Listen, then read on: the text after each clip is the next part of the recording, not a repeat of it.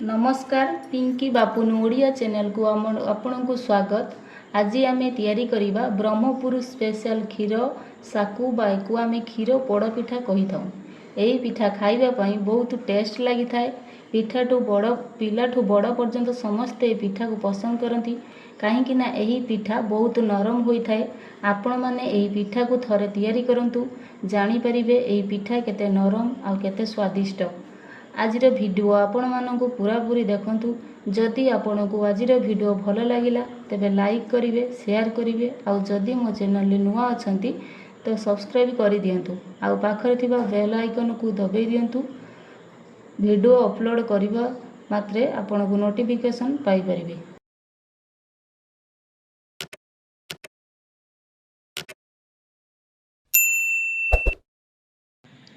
ताहले चलतु स्टार्ट करिबा आज रेसिपी। यही पोड़ पिठा को तैयारी करिबा पई एठी मु गोटे कप अरुआ चाउल को 3 रु 4 थर धोइला परे 3 रु 4 घंटा पई बतुरी नेछि। एठी मु प्लेन अरुआ चाउल नेछि। आपण माने चाहिले बासुमती चाउल मध्ये नै परिबे। क्षीर को देबी मेजर करिकी देले जेमिति 4 कप क्षीर हमर हेउथबो। यही पोड़ पिठारे देवाई आउ कौन अच्छी मु देखा आपण मानकू। एठी देखंतु आउ एठी देखंतु नड़िया कोरा रखीची आउ एठी देखंतु किसी नड़िया को कटा रखीची। आउ देखंतु एठी मु 3 रु 4 गुजराती को छेचिकी रखीची। आउ एथिरे मध्य काजू बादाम देई परिबे। एठी देखंतु चीनी अधा ग्लास नहीं माने जो चाउल नहीं से मेजर करी चीनी अधा नहीं। आउ एठी आमे एबे गोटे मेसिंग जार आनिबा जो थी कि रखि चाउल को भल भाव छाणी छाणी करी या को बाटिबा पई मु अधा ग्लास पानी रे यूज करूची।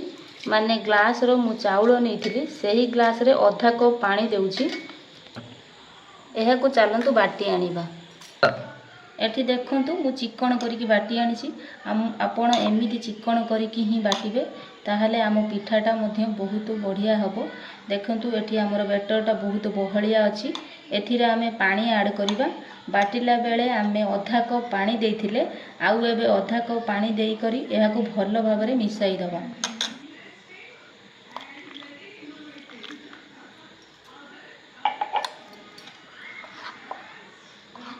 आउ एबे अधा कप पानी देई करी एहा को भल भाबरे मिसाई देबा। तेबे आमे चाउल बाटिबा पाइका गोटे ग्लास पानी यूज कले बैटरटी हमर एमिति होबा दरकार। बेसी मोटा रखी देले बस एमिति रखिबा दरकार। एबे तो हमर बैटर तैयारी हे गला। एबे चलंतु जंतुणी प्रस्तुत करिबा। जंतुणी तैयारी करिबा पई एठी मु गोटे मोटा वाला कढ़ई नेछि। आउ सेही कढ़ई रे गोटे चमच गुआ घिउ देउछि।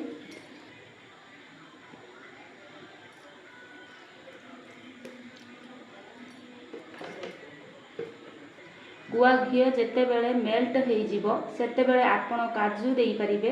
आपण मो भली काजू किशमिश देबा को चाहू नांती न देई पारंती। या परे आमे क्षीर 2 पैकेट ऐड करबा।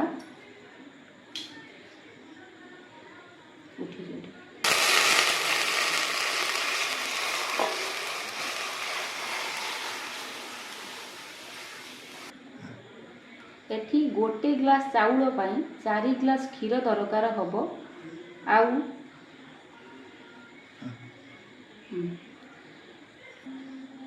आउ ता छड़ा बाटिला बेले दरकार हेउथिला गोटे ग्लास पानी। एबे एथिरे आउ सबु सामग्री पकाई दबा। एथिरे लूण किछि स्वाद अनुसार देई दबा। आउ सबु सामग्री माने रखिथिबा नड़िया कोरा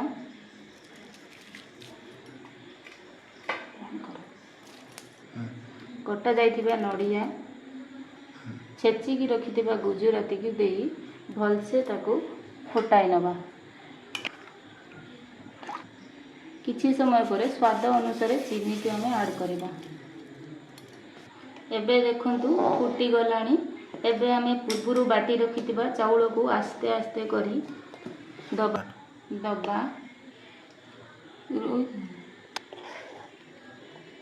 यही समय आम फ्लेम को लो रखा आ बारंबार एमती घाटुवा नले लगिज। देखु यह टिके बहलिया हो गला आमको आउ टिके बहलिया हाँपाई छाड़ीदे। देखु जंतुणी बहलिया हो गला कड़ई रू छाड़ी हो जाऊँगी। मत एमतीका जंतुणी ही प्रस्तुत करिवार थिला। एठी मते जंतुणी प्रस्तुत करिबा पई 5 मिनिट समय लगी से पुणी लो फ्लेम रे जंतुणी हो गला। एबे आमे यहाँ को साइड रे रखी नेबा। आउ गोटे पैन नबा जो थी आमे पिठा पड़िबा। एठी मु गोटे कदली पत्र नेइची। पैन रे मु कदली पत्र टी दे दूची जो थी आमे पिठा पड़िबा। आपण चाहिले बिना कदली पत्र रे पिठा पड़ी पारे, बाकी से नॉनस्टिक तावा होइथिबा दरकार, नहले मोटा कढ़ई किंबा मोटा डेक्ची होइथिबा दरकार। देखंतु एठी मु गोटे चामच घी नहीं चारिआडे लगे दूची, कारण पिठार बास्ना भी भल आसीबो आ पिठाटी जल्दी भी बाहर हो जिवो। एबे आमे पत्र उपरे जंतुणी गुड़ी को रखिबा।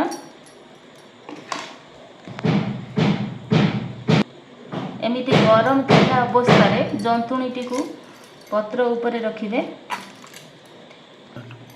एबे देखि पारुथिबे मु सबु जंतुणी पत्र उपरे देई सारिची। ऊपर भागटी खदड़िया रही। मु एको पानी साहाय्य रे प्लेन करिवि।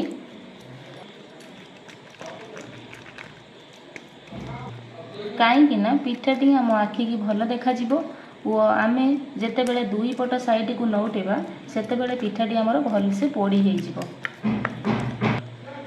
पिठा को भल से प्लेन कर सारा पर आमे यहाँ ऊपर देदेबा गोटे चामच घी, कारण पिठार भल बास्ना भी हम और भल स्वाद भी लगे।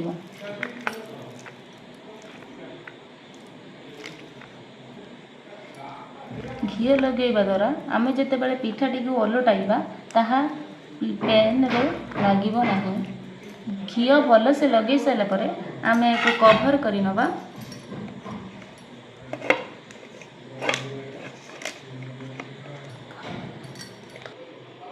एबे यहाँ को आमे गैस रे बसे दबा।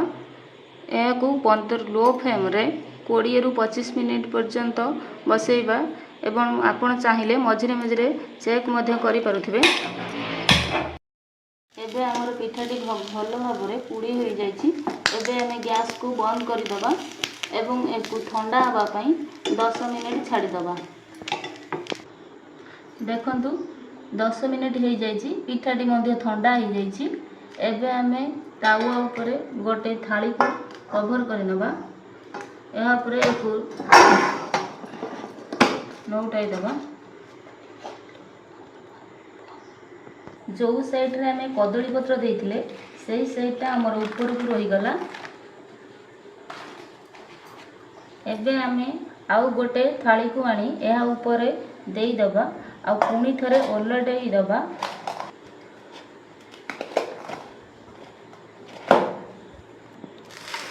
तेबे एई पट साइड को आमे बेक करिबा। बेक करिबा पई आमे एठी जो पैन रे पिठा पड़ीथिले सेही पैन टी रे पिठा ऊपर ओलटाई नबा।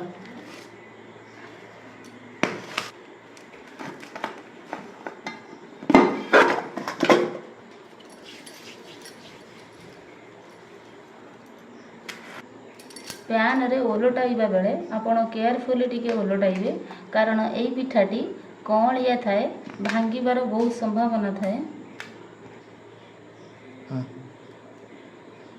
एबे देखंतु मु तावा को पिठा काढ़ी देइची। एबे एहा को टिके साइज करि दबा आ पुणी थरे एहा को मु गैस ऊपर बसाई नेउची आ एहा को पुणी थरे लो फ्लेम रे 5 रु 6 मिनिट पर्यंत कवर करके छाड़ी दबा। एबे देखंतु हमर 5 ରୁ 6 ମିନିଟ୍ ହେଇଯାଇଛି। ଆମର ପିଠାଟା ମଧ୍ୟ ଟିକେ ଫୁଲିଲା ଭଳି ଜଣାପଡ଼ୁଛି। ଏବେ ଆମେ ଗ୍ୟାସ୍ ଫ୍ଲେମ୍କୁ ବନ୍ଦ କରିଦେବା ଆଉ ଏହାକୁ ଆମେ ପୁରା ଥଣ୍ଡା ହେବା ପାଇଁ ଛାଡ଼ିଦେବା। ଏବେ ଦେଖନ୍ତୁ ପିଠାଟି ଥଣ୍ଡା ହେଇଛି। ମୁଁ ଏକ ପ୍ଲେଟ୍ ଆଣି ପିଠାଟିକୁ ଓଲଟାଇ ଦେଉଛି।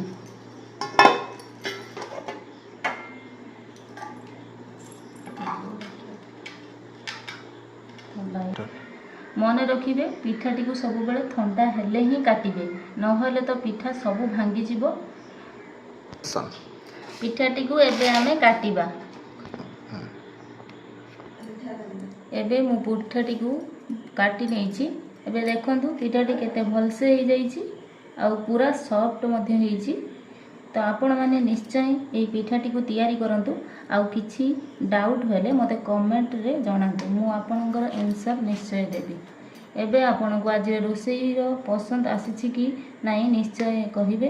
ପୁଣି ଆଉ ଗୋଟେ ରେସିପି ନେଇକି ଆସିବି। ରହୁଛି, ନମସ୍କାର, ବାଏ।